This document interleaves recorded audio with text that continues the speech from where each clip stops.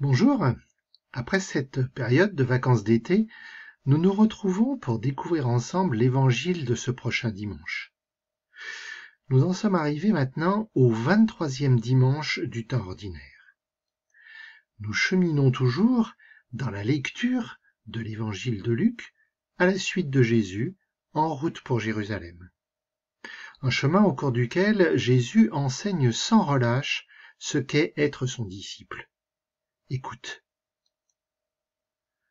En ce temps-là, de grandes foules faisaient route avec Jésus. Il se retourna et leur dit : « Si quelqu'un vient à moi, sans me préférer à son père, sa mère, sa femme, ses enfants, ses frères et sœurs, et même à sa propre vie, il ne peut pas être mon disciple. Celui qui ne porte pas sa croix pour marcher à ma suite ne peut pas être mon disciple. » Alors tu as entendu toujours cet engouement pour Jésus, les foules qui viennent l'écouter, pour qui ce que Jésus peut dire est important. Et Jésus toujours attentif à ceux qui viennent à sa rencontre. Au passage d'ailleurs, si Luc nous précise que Jésus se retourne, c'est bien pour souligner un mouvement. Jésus est en marche vers ce qu'il attend à Jérusalem. Et comme souvent, Jésus va amener la foule qui l'écoute, va nous amener, nous aussi, à réfléchir sur ce que signifie vraiment devenir son disciple. Il commence tout d'abord par deux consignes, les liens d'affection et la notion de porter sa croix. Deux phrases qui peuvent nous choquer à la première lecture. Préférer Jésus à sa famille, à ses parents ? Je ne pense pas que Jésus nous demande de ne pas aimer ses parents ou son frère ou sa sœur, mais il nous demande de les aimer à la lumière de ce que lui-même nous a appris. Rappelle-toi, il y a quelques semaines, au début de l'été, lors d'une rencontre avec un docteur de la loi, Jésus a repris le point le plus important. Tu aimeras le Seigneur ton Dieu de tout ton cœur, de toute ton âme, de toute ta force et de toute ton intelligence, et ton prochain comme toi-même. Eh bien, je crois que c'est cela que Jésus veut nous rappeler. L'urgence dans notre vie, c'est d'aimer Dieu de tout notre être, mais aussi d'aimer notre prochain. L'amour dont il est question ici, c'est celui que Jésus lui-même va montrer à Jérusalem. Aller jusqu'à donner sa vie. Un amour qui est un amour sans restriction, sans limite. Et parce que l'amour à la suite de Jésus est sans limite, eh bien il faut accepter de porter sa croix. Alors attention, là encore, ne faisons pas un contresens. Ma vie ne sera pas ratée parce que je ne vais pas mourir cloué sur une croix comme Jésus. Porter sa croix, ça veut dire accepter le réel de sa vie, accepter les limites, les difficultés. Quel est celui d'entre vous qui, voulant bâtir une tour, ne commence par s'asseoir pour calculer la dépense et voir s'il a de quoi aller jusqu'au bout ? Car si jamais il pose les fondations et n'est pas capable d'achever, tous ceux qui le verront vont se moquer de lui.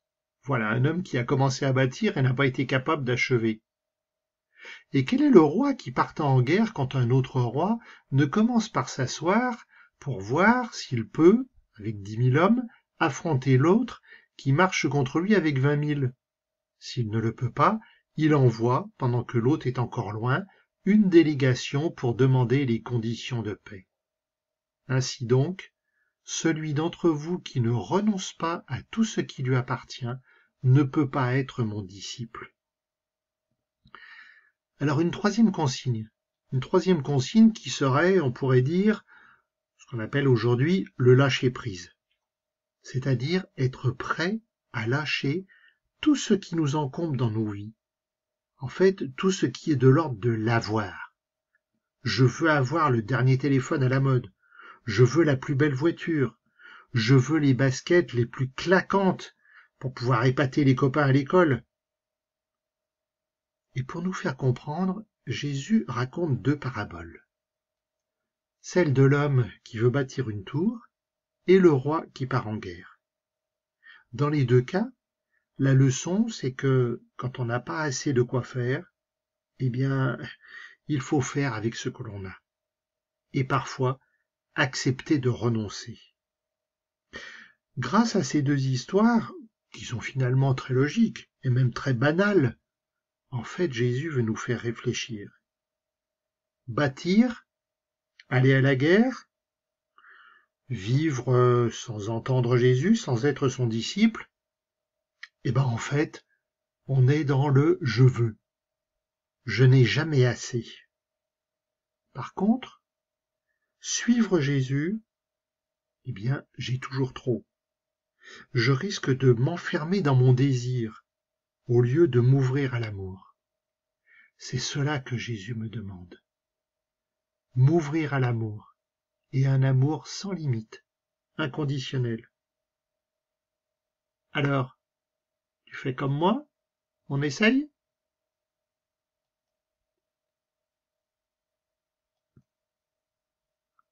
Jésus. Te suivre, ce n'est pas une aventure à la légère, ce n'est pas un jour oui, un jour non. Te suivre, Jésus, c'est prendre du temps pour te comprendre et apprendre à t'aimer. Te suivre, Jésus, c'est rester fidèle, malgré la peur et le doute, malgré les obstacles et les ténèbres. Te suivre, Jésus, c'est trouver le temps et la patience. Rien ne pourra se réaliser par la force.